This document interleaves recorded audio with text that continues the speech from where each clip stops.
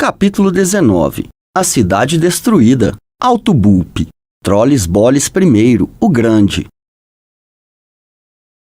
A noite do cataclismo tinha sido uma noite de terror para a cidade de Chakzaroth. Quando a montanha flamejante atingiu Krynn, a terra se partiu.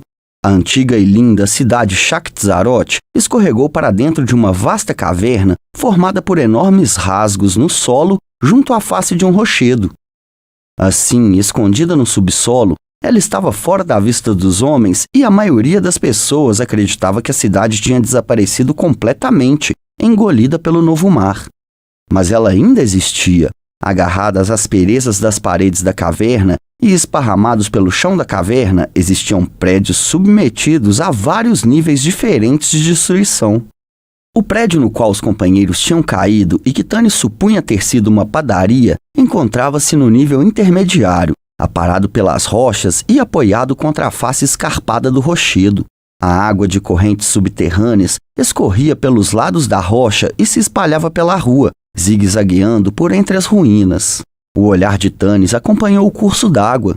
Ela escorria pela rachadura no meio da rua pavimentada, passando por pequenas lojas e casas, onde antes pessoas haviam vivido e trabalhado.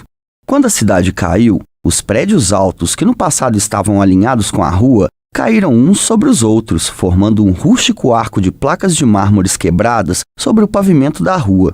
Portas e vitrines de lojas quebradas estavam agora caídas na rua. Tudo estava inerte e quieto, a não ser pelo barulho da água pingando. O ar era pesado e carregado com cheiro de decomposição. Ele pesava sobre o espírito. E apesar do ar ser mais quente no subsolo do que lá em cima, a atmosfera sombria gelava o sangue. Ninguém falou. Eles lavaram o limo de seus corpos e a farinha de taz o melhor que puderam. Depois, encheram seus odres de água. Sturm e Caramon vasculharam a área, mas não viram dragonianos. Depois de alguns minutos de descanso, os companheiros se levantaram e puseram-se a caminho. Bulpo guiou-os para o sul, descendo a rua, passando por baixo da arcada de prédios destruídos.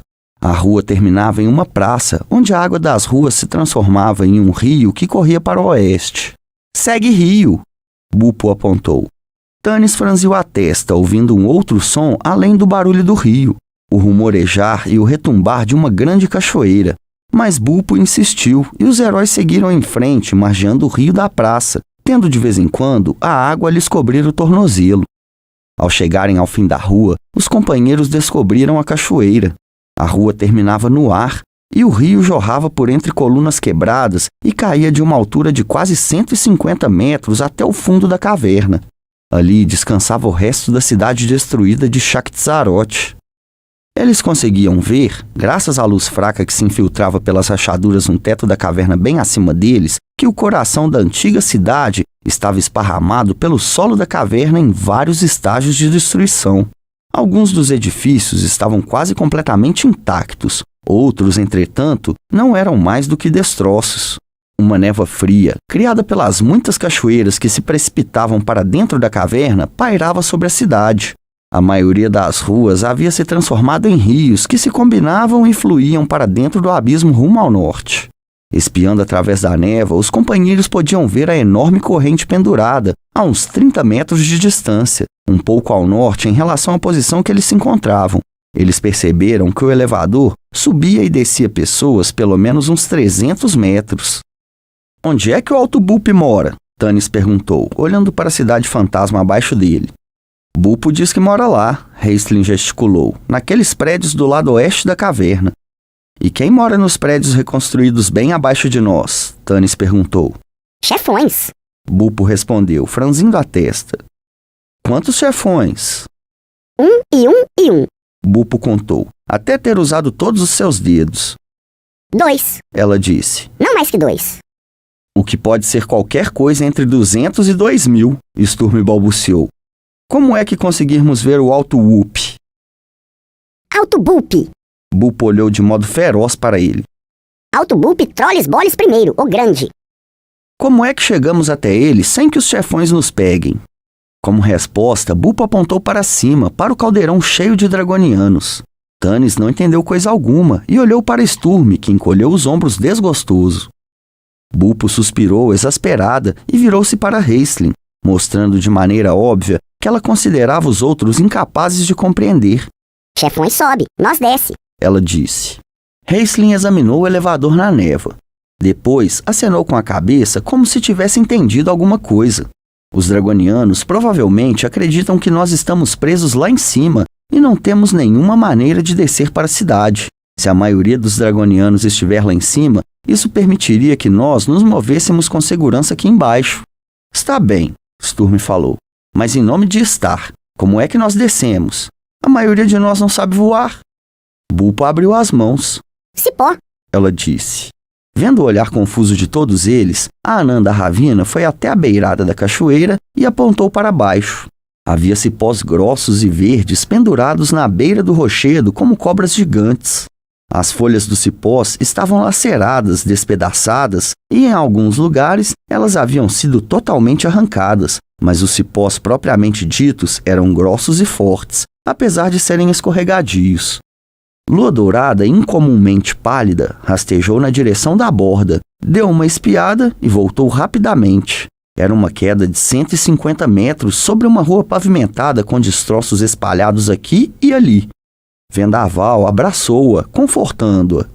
Eu já escalei coisas piores, Caramon disse de forma complacente.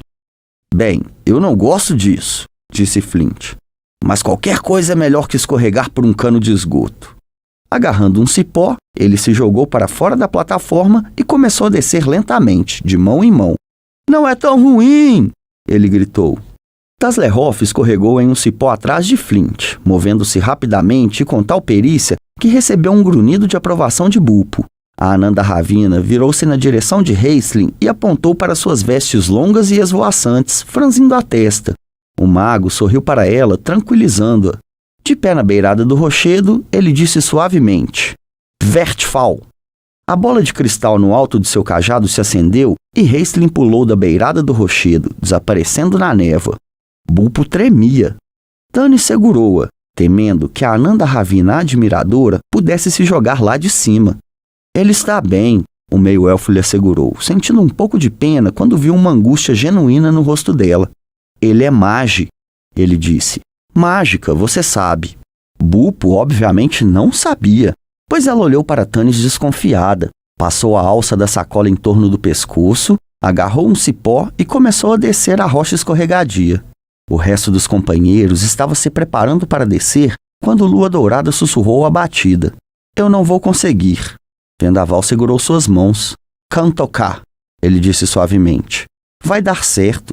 Você ouviu o que o anão falou. É só não olhar para baixo. Lua Dourada sacudiu a cabeça. Seu queixo tremia. Deve haver um outro caminho, ela disse com teimosia. Nós o procuraremos. Qual é o problema? Tanis perguntou.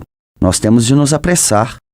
Ela tem medo de altura, Vendaval disse. Lua Dourada o empurrou para longe. Como você ousa lhe contar isso? Ela gritou e seu rosto ficou vermelho de raiva. Vendaval fitou-a com frieza. Por que não? Ele disse com a voz irritada. Ele não é seu súdito. Você pode deixá-lo saber que você é humana, que você tem fraquezas humanas. Você tem apenas um súdito para impressionar agora, chefe. E esse súdito sou eu. Se Vendaval a tivesse esfaqueado, não teria provocado uma dor tão terrível. A cor dos lábios de Lua Dourada desapareceu. Seus olhos se arregalaram e ficaram fixos, como os olhos de um cadáver. Por favor, prenda o cajado nas minhas costas, ela disse a Tanis. Lua Dourada, ele não quis dizer... Ele começou a falar. Faça o que eu disse. Ela ordenou curta e grossa, seus olhos azuis queimando de raiva. Tanis suspirou e amarrou o cajado nas costas dela com um pedaço de corda. Lua Dourada nem ao menos olhou para Vendaval. Quando o cajado estava preso com firmeza, ela começou a caminhar na direção da beirada do rochedo. Sturm pulou na frente dela. Permita-me descer pelo cipó na sua frente, ele disse. Se você escorregar... Se eu escorregar e cair, você cairá comigo. A única coisa que conseguiríamos seria morrermos juntos. Ela repreendeu. Inclinando-se para baixo, ela agarrou o cipó com firmeza e se jogou para fora do rochedo. Quase imediatamente, suas mãos suadas escorregaram. O ar ficou entalado na garganta de Tanis. Sturm lançou-se para a frente, embora não houvesse nada que ele pudesse fazer. Vendaval ficou observando, sem que seu rosto demonstrasse qualquer traço de emoção. Lua Dourada se agarrou freneticamente no cipó e nas folhas grossas.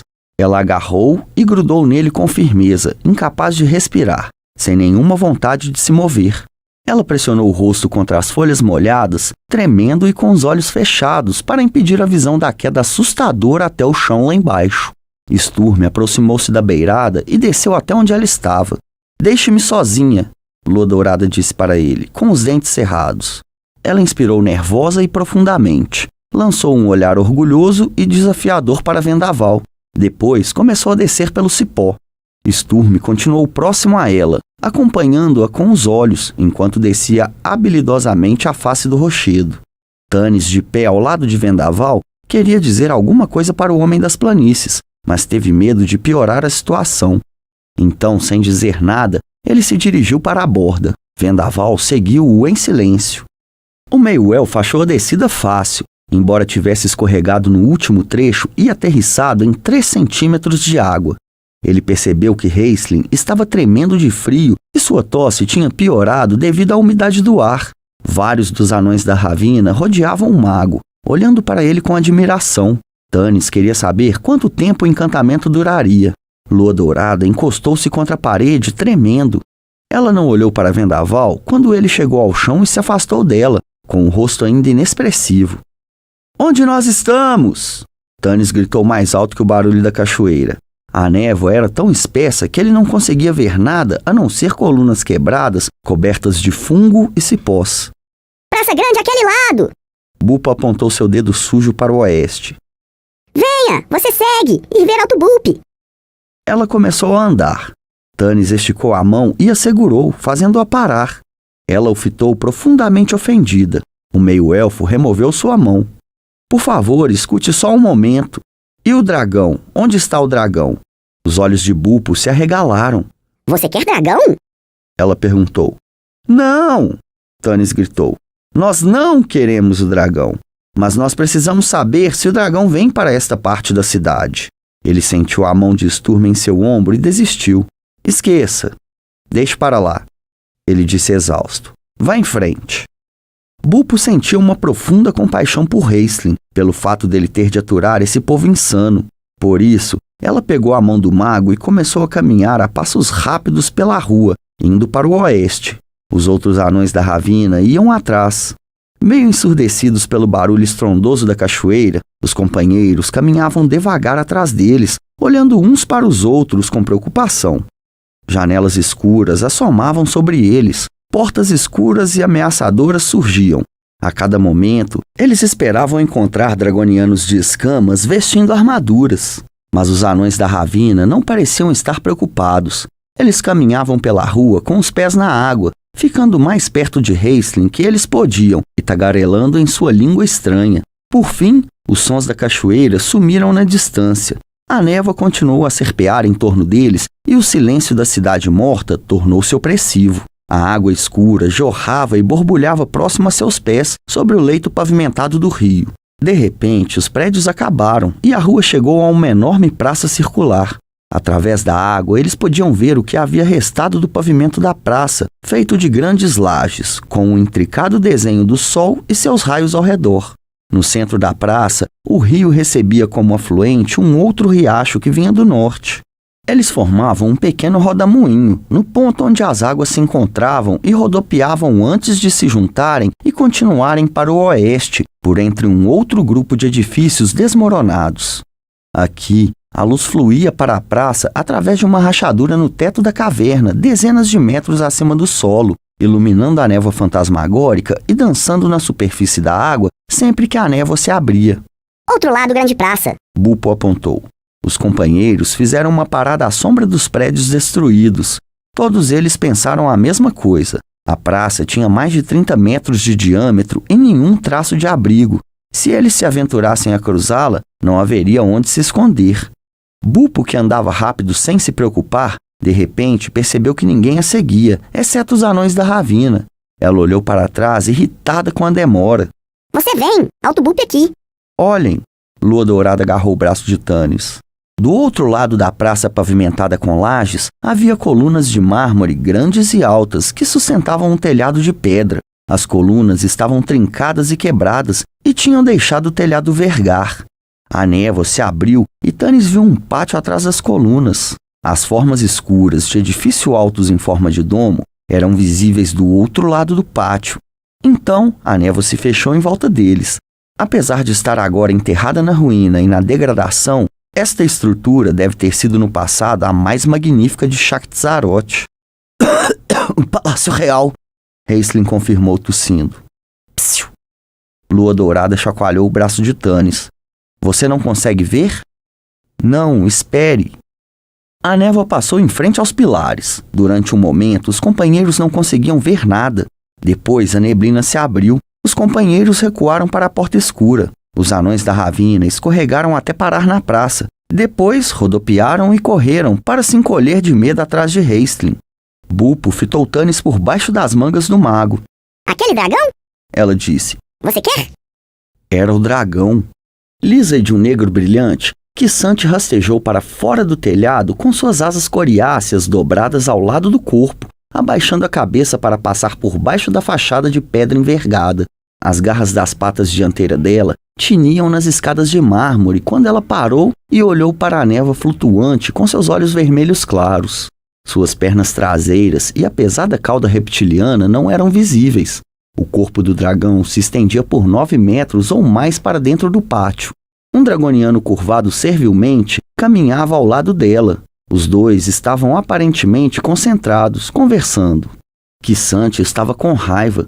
O dragoniano havia lhe trazido notícias perturbadoras. Era impossível que qualquer um dos estranhos pudesse ter sobrevivido ao ataque dela no poço.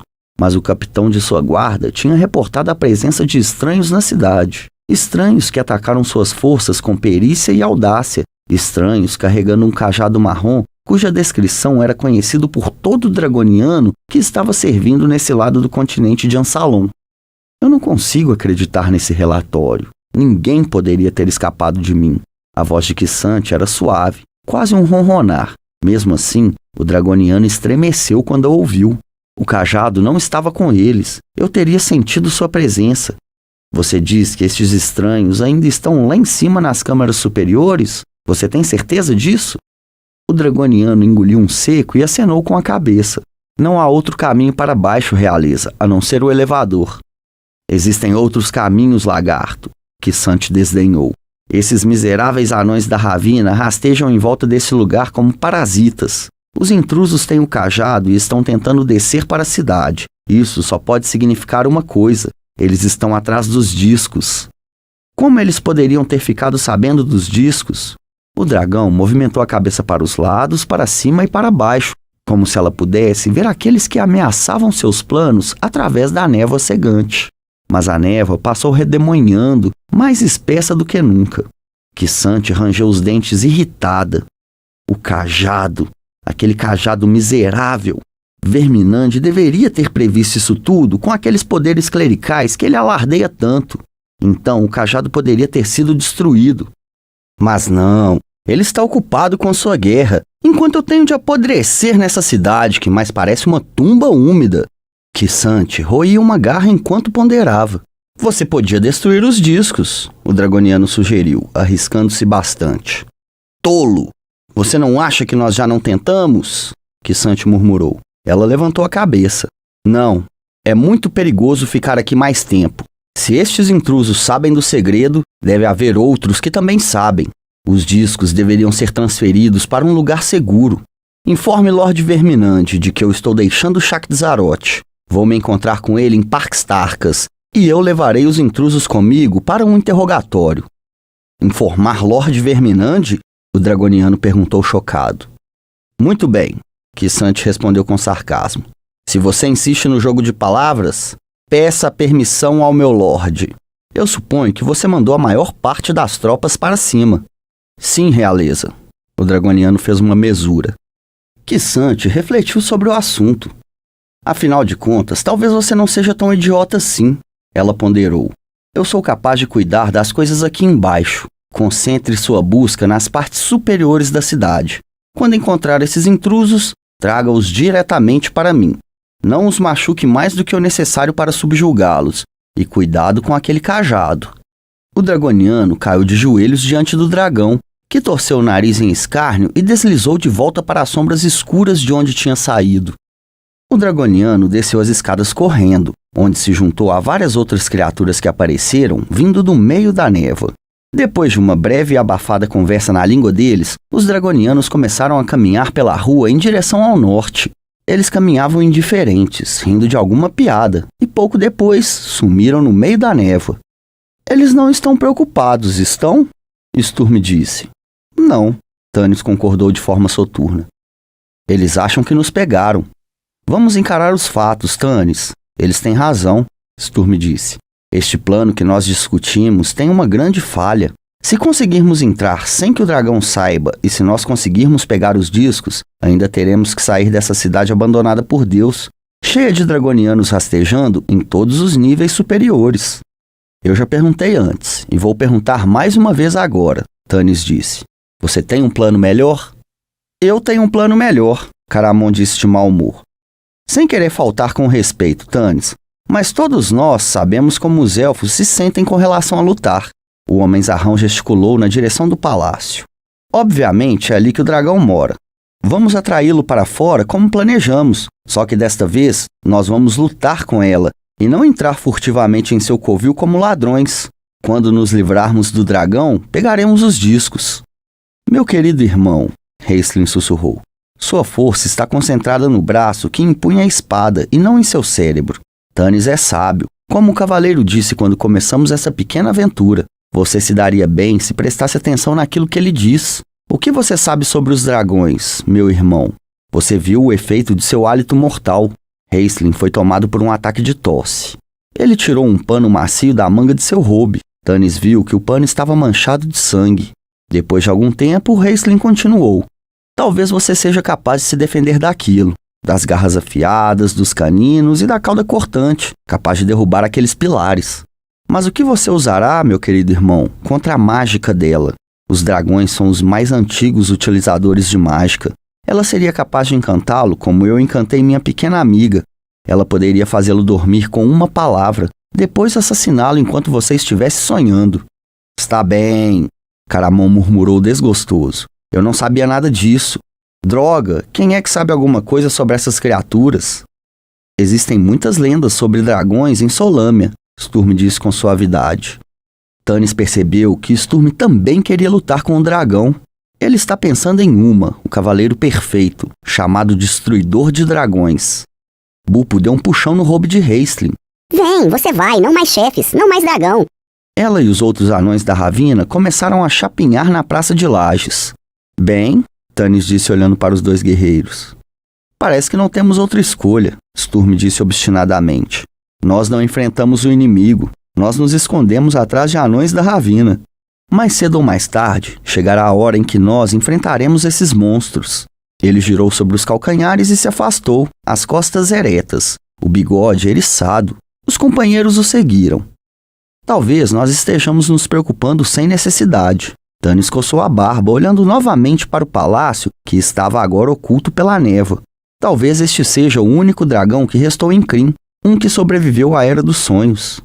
Os lábios de Raistlin se entortaram. Lembre-se das estrelas, Tannis, ele murmurou. A rainha das trevas retornou. Relembre as palavras do cântico.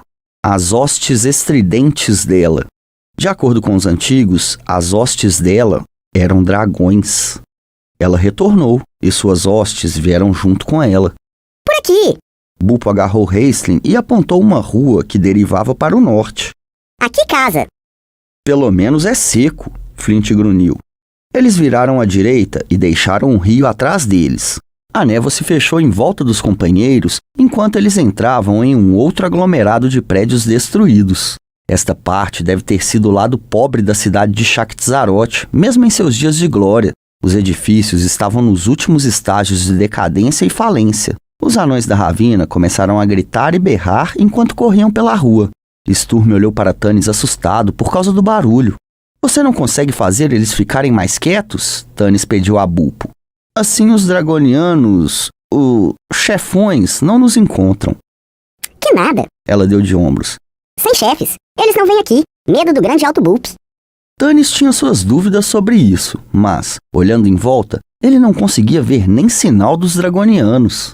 Do que ele tinha observado, os homens lagarto pareciam levar uma vida militar bem ordenada. Em contraste, as ruas dessa parte da cidade estavam cheias de lixo e sujeira. Os prédios de pior aparência estavam cheios de anões da ravina. Machos, fêmeas e crianças sujas e descuidadas olhavam para eles com curiosidade enquanto eles passavam pela rua. Bulpo e os anões da ravina encantados rodeavam Raistlin, praticamente carregando-o. Sem dúvida alguma, os dragonianos eram inteligentes, Tannis pensou. Eles permitiam que seus escravos vivessem sua vida privada em paz, desde que eles não criassem confusão. Uma boa ideia, considerando que havia muito mais anões da ravina do que dragonianos. A proporção era de 10 para 1. Apesar de serem basicamente covardes, os anões da ravina tinham a reputação de serem guerreiros terríveis quando se viam encurralados. Bulpo fez o grupo parar na frente de um dos becos mais escuros, lúgubres e imundos que Tannis já tinha visto. Dele exalava um cheiro fétido. Os prédios inclinavam-se para a frente, apoiando-se uns nos outros, como bêbados cambaleando para fora de uma taverna. Enquanto ele observava, pequenas criaturas escuras corriam de lá para cá no beco e crianças anãs da ravina começaram a correr atrás delas. "Jantar!" gritou uma, estalando os lábios. "Aquilo são ratos!" Lua Dourada gritou horrorizada. "Nós temos que entrar lá?" Sturm grunhiu, olhando para os prédios inclinados. "Só o cheiro é capaz de matar um troll", Caramon completou. "E eu prefiro morrer nas garras do dragão do que ter o casebre de um anão da ravina caindo sobre mim." Bulpo gesticulou para o beco. Alto Bulp. Ela disse, apontando para o prédio mais dilapidado do quarteirão. "Fiquem aqui e mantenham guarda se vocês quiserem", Tannis disse a Sturm. "Eu vou falar com o Alto Bulp." "Não." O cavaleiro franziu a testa, gesticulando para o meio-elfo no beco. "Nós estamos nisso juntos." O beco tinha algumas dezenas de metros na direção leste. Depois ele virava para o norte e acabava repentinamente num beco sem saída. Mais à frente deles havia um muro de tijolos em decomposição, também sem saída. As costas deles estavam agora bloqueadas por anões da ravina que tinham corrido para o beco atrás deles. "Emboscada!" Sturm sibilou e sacou a espada. Caramon começou a dizer alguma coisa ininteligível no fundo da garganta. Os anões da ravina entraram em pânico ao verem o brilho do aço frio. Eles se viraram e fugiram de volta pelo beco, tropeçando e caindo sobre si mesmos. Bulpo olhou para Sturm e Caramon descontente. Ela voltou-se para Raistlin. Você faz eles parar. Ela ordenou, apontando para os guerreiros. Ou não leva o Alto Bulp. "Guarde sua espada, cavaleiro", Raistlin sibilou. "A menos que você ache que encontrou um inimigo digno de sua atenção." Sturm olhou com raiva para Raistlin, e por um momento, Tannis pensou que ele fosse atacar o mago, mas o cavaleiro guardou sua espada. "Eu gostaria de saber qual é o seu jogo mágico", Sturm disse com frieza. "Você estava muito ansioso para vir para esta cidade, mesmo antes de sabermos da existência dos discos. Por quê? Do que você está atrás?" Raistlin não respondeu. Ele olhou para o cavaleiro com malevolência, com seus estranhos olhos dourados. Depois virou-se para Bulpo. "Eles não vão mais incomodar, pequenina", ele sussurrou. Bulpo olhou em volta para ter certeza de que eles tinham sido propriamente intimidados. Depois deu um passo à frente e bateu 2 vezes na parede com seu punho sujo. "Porta secreta", ela disse com ar de importância. Ouviram-se 2 batidas em resposta às batidas de Bulpo. "É sinal", ela disse. 3 batidas. Agora deixa entrar." "Mas ela só bateu 2 vezes", Taz começou a dizer rindo. Bulpo olhou furiosa para ele. "Psiu!" Tannis cutucou Kender com o cotovelo. Nada aconteceu. Bulpo franziu a testa e bateu mais 2 vezes. 2 batidas responderam. Ela esperou. Caramon, que mantinha os olhos na entrada do beco, começou a se mover impaciente de um pé para o outro. Bulpo bateu mais 2 vezes. 2 batidas responderam. Por fim, Bulpo gritou para a parede. "Eu dar batida código secreto. Você deixa entrar." "Batida secreta, 5 batida", respondeu uma voz abafada. "Eu dar 5 batida." Bulpo afirmou irritada. "Você deixa entrar." "Você dar 6 batida." "Eu contar 8 batida." disse uma outra voz. De repente, Bulpo empurrou a parede com as 2 mãos. Ela se abriu facilmente. Bulpo espiou dentro. "Eu dar 4 batida. Você deixa entrar." Ela disse, levantando um punho cerrado. "Está bem." A voz resmungou.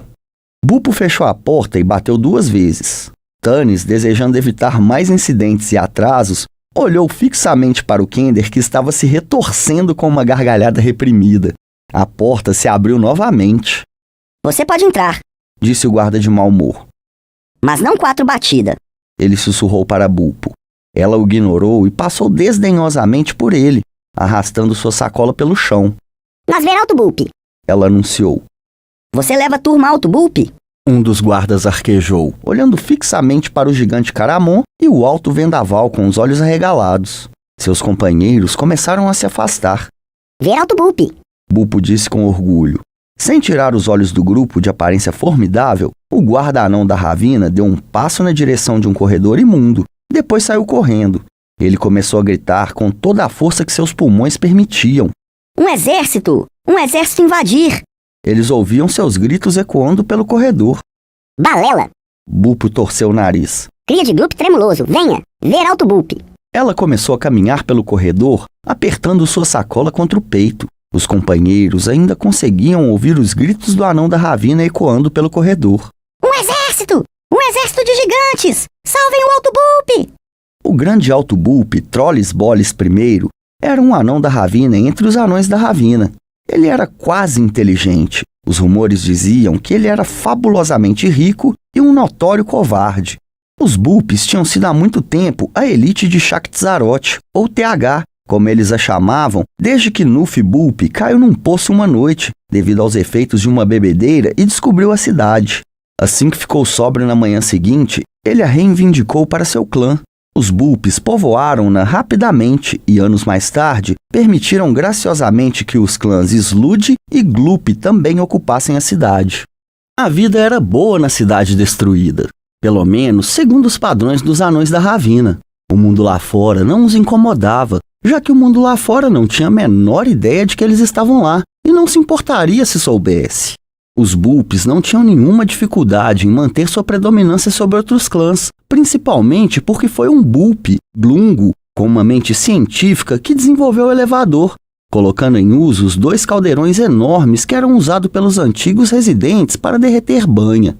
Alguns membros ciumentos do clã Slud diziam que a mãe dele tinha sido um gnomo. O elevador permitiu que os anões da Ravina estendessem suas atividades de coleta para a floresta acima da cidade afundada, melhorando muito seu padrão de vida.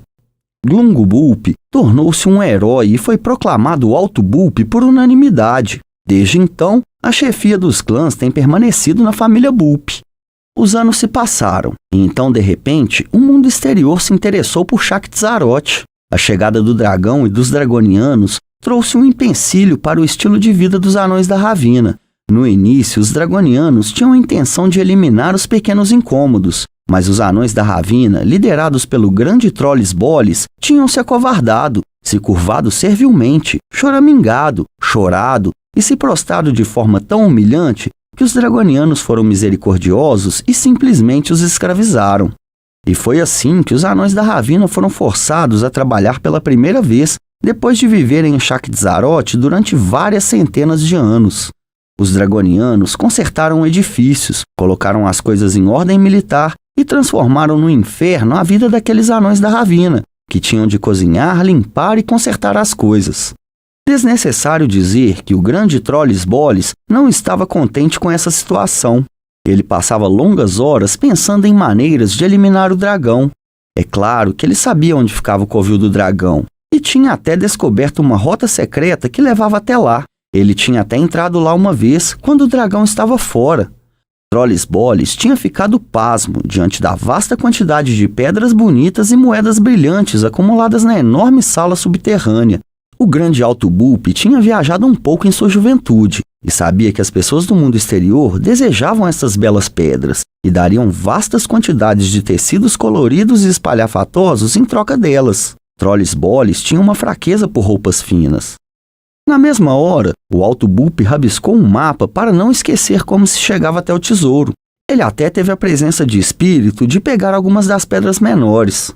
Trollis Bolis sonhou durante vários meses com essa riqueza, mas nunca encontrou outra oportunidade para voltar. Isso se devia a 2 fatores. 1. O dragão nunca mais saiu. E 2. Para Trolles Boles, o mapa parecia não ter pé nem cabeça. Se pelo menos o dragão fosse embora para sempre, ele pensou, ou se algum herói surgisse e espetasse uma espada nele. Estes eram os sonhos que o Alto Boop mais acalentava, e este era o estado das coisas quando o grande Trolles Boles ouviu seus guardas proclamarem que um exército estava atacando. E foi assim que, quando o Bulpo conseguiu finalmente arrancar o grande Trolles Boles de debaixo de sua cama e convencê-lo de que ele não estava prestes a ser atacado por um exército de gigantes, o Alto Boop Trolles Boles I começou a acreditar que os sonhos podem se tornar realidade. Então, vocês aqui mataram dragão? Disse o grande Alto Boop Trolles Boles I para Tanis Meio-Elfo. Não, Tanis disse pacientemente. Nós não estamos. Os companheiros estavam na corte do Agar diante do trono de um anão da Ravina, que Bulpo tinha apresentado como grande Alto Boop. Bulpo manteve um olho nos companheiros quando eles entraram na sala do trono, antecipando ansiosamente seus olhares de espanto. Bulpo não se desapontou. O olhar no rosto dos companheiros quando eles entraram poderia muito bem ser descrito como de espanto. A cidade de Shakt-Zarot tinha sido despida de todas suas joias pelos primeiros Bulpes que as usaram para decorar a sala do trono de seu lorde. Seguindo a filosofia de que se 1 metro de tecido dourado é bom, 40 metros são melhor ainda, e totalmente desinibidos pelo bom gosto, os anões da Ravina transformaram a sala do trono do grande Alto Boop em uma obra-prima de confusão. Tecidos dourados, pesados e desgastados espiralavam e guarneciam cada centímetro disponível da parede. Tapeçarias enormes penduradas nos tetos, algumas delas de cabeça para baixo. As tapeçarias devem ter sido lindas, fios delicados e coloridos se entrelaçando para mostrar cenas da vida da cidade ou retratar histórias e lendas do passado. Mas os anões da Ravina, querendo avivá-las, pintaram o tecido com cores berrantes. Assim, Sturm ficou chocado no mais fundo de seu ser, quando se viu diante de um Uma Vermelho vivo, lutando contra um dragão com pintas púrpuras, embaixo de um céu verde esmeralda. Graciosas estátuas nuas adornavam a sala, colocadas nos lugares mais errados. Estas os anões também tinham melhorado, pois consideravam o mármore branco uma coisa sem vida e deprimente. Eles pintaram as estátuas com atenção aos detalhes e realismo suficiente para Caramon, com um olhar envergonhado à lua dourada, enrubescer e manter seus olhos voltados para o chão. O fato é que os companheiros tiveram dificuldade em manter sua aparência séria quando foram conduzidos a essa galeria de horrores artísticos. Um deles fracassou completamente. Taslerhoff foi imediatamente tomado por um ataque de riso tão intenso que Tanis foi obrigado a mandar o Kender de volta para o lugar de espera, fora do pátio, para ele tentar se recompor. O resto do grupo curvou-se solenemente diante do grande Trolles Boles, com exceção de Flint, que se manteve ereto, os dedos batendo em seu machado de guerra, sem um traço de sorriso em seu rosto envelhecido. O anão tinha colocado a mão no braço de Tanis antes deles entrarem no pátio do Alto Boop. Não se deixe levar por esta bobagem, Tanis, Flint aconselhou. Essas criaturas sabem ser traiçoeiras. O Alto Boop ficou um tanto perturbado quando os companheiros entraram, principalmente à vista de guerreiros tão altos. Mas Raistlin fez alguns comentários bem escolhidos que acalmaram e deram segurança ao Alto Boop, caso ele estivesse desapontado. O mago, interrompido por ataques de tosse, explicou que eles não queriam causar problemas. Eles simplesmente planejavam recuperar um objeto de valor religioso do covil do dragão e partir, de preferência sem perturbar o dragão. Isto, é claro, não combinava com os planos de Trolles Boles. Portanto, ele fingiu não ter entendido corretamente. Embrulhado em vestes de cores berrantes, ele se recostou no trono folheado a ouro, lascado, e repetiu calmamente. Vocês aqui, têm espadas, matar dragão. Não, Tanis disse outra vez. Como nosso amigo Raistlin explicou, o dragão está guardando um objeto que pertence aos nossos deuses. Nós queremos pegar o objeto e escapar da cidade antes de o dragão perceber que o objeto desapareceu. O Alto Boop franziu a testa. Como eu saber vocês não levar tesouro tudo e deixar Alto Boop apenas dragão louco? Ter muito tesouro, pedra bonita. Raistlin olhou para cima com um ar feroz, seus olhos brilhando. Sturm, mexendo na sua espada de forma irrequieta, contemplou o mago com antipatia. Nós lhe traremos as pedras bonitas, Tanis garantiu ao Alto Boop. Ajude-nos e você ficará com todo o tesouro. Nós só queremos encontrar a relíquia de nossos deuses. Tinha ficado óbvio para o Autobulb que ele estava lidando com ladrões mentirosos e não os heróis que ele tinha esperado. Aparentemente, esse grupo tinha tanta dragofobia quanto ele, e isso deu ao Autobulb uma ideia. O que vocês querem, Autobulb? Ele perguntou, tentando reprimir seu júbilo e parecer sutil. Tani suspirou de alívio. Finalmente, parecia que eles estavam chegando a algum lugar. Pupo, ele apontou para Ananda Ravina, pendurada nas mangas de Raistlin. Nos disse que você era a única pessoa da cidade que poderia nos guiar até o covil do dragão. Guiar? Por um momento, o grande Trollis Bollis perdeu a compostura, apertando o roubo em torno de seu corpo. Não guiar. Grande Autobulb não poder ser sacrificado. Pessoas precisar eu. Não, eu não quis dizer guiar, Thanos consertou rapidamente. Se você tiver um mapa ou puder enviar alguém para nos mostrar o caminho... Mapa! Trollis Bollis limpou o suor da testa com a manga de seu robe. Devia dizer no começo. Mapa, sim, eu conseguir mapa. Enquanto isso, vocês comer. Hóspede de Autobulb, guardas levar sala da bagunça.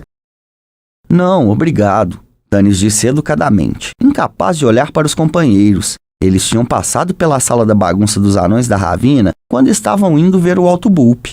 O cheiro sozinho tinha sido suficiente para arruinar até mesmo o apetite de Caramon. Nós temos nossa própria comida, Thanos continuou. Nós gostaríamos de um pouco de tempo com nós mesmos, para descansar e discutir nossos planos um pouco mais. Certo. O Autobulb deslizou para a frente do trono. 2 de seus guardas se aproximaram para ajudá-lo a descer, pois seus pés não alcançavam o chão. Voltar ao lugar de espera, sentar, comer, conversar, eu mandar mapa. Talvez vocês contar planos Trollis Bollis. Thanos lançou um olhar para o anão da Ravina e viu os olhos apertados do Autobulb brilharem com astúcia. De repente, o meio-elfo sentiu um frio ao perceber que esse anão da Ravina não era nenhum bobo. Thanos começou a desejar ter conversado mais com Flint. Nossos planos ainda não estão completos, Sua Majestade, o meio-elfo disse. O grande Autobulb era esperto. Muito tempo atrás, ele tinha feito um buraco na parede da sala conhecida como lugar de espera para poder ouvir a conversa de seus súditos enquanto eles esperavam por uma audiência com ele, descobrindo de antemão com o que eles queriam importuná-lo. Por isso, ele já sabia bastante sobre os planos dos companheiros e deixou o assunto de lado. O uso do termo Sua Majestade pode ter tido alguma coisa a ver com isso. O Autobulb nunca tinha escutado algo assim tão apropriado. Sua Majestade. Trollis Bollis repetiu, suspirando de prazer. Ele cutucou um de seus guardas nas costas. Lembrar. Agora adiante dizer Sua Majestade. Sim, Sua Majestade. O anão da Ravina gaguejou. O grande Trollis Bollis acenou a mão imunda graciosamente e os companheiros fizeram uma mesura antes de sair. Autobulb Trollis Bollis I ficou em pé ao lado do trono sorrindo, o que ele considerava uma conduta charmosa até seus convidados saírem da sala. Depois, sua expressão mudou e se transformou em um sorriso tão perspicaz e malévolo que seus guardas se agruparam à sua volta ansiosos. Você, ele disse para um deles. Vá para aposento, trazer mapa, dar tolo sala ao lado. O guarda saudou-o e saiu correndo. O outro guarda permaneceu nas proximidades, aguardando de boca aberta. Tamanha era sua ansiedade. Trollis Bollis olhou em volta. Depois, puxou o guarda ainda mais perto, pensando em como lhe dar a próxima ordem. Ele precisava de alguns heróis, e se ele tinha de criar seus próprios heróis de qualquer escória que aparecesse, então ele faria isso. Se eles morressem, não seria uma grande perda. Se eles conseguissem matar o dragão, melhor ainda. Os anões da Ravina ganhariam o que para eles era mais precioso que todas as pedras bonitas de Krynn, um retorno aos doces e tranquilos dias de liberdade. Então, chega dessa besteira de ficar espiando. Trollis Bollis inclinou-se e sussurrou no ouvido do guarda. Você ir dragão, dar ela os cumprimentos Sua Majestade, o Autobulb Trollis Bollis I e dizer ela.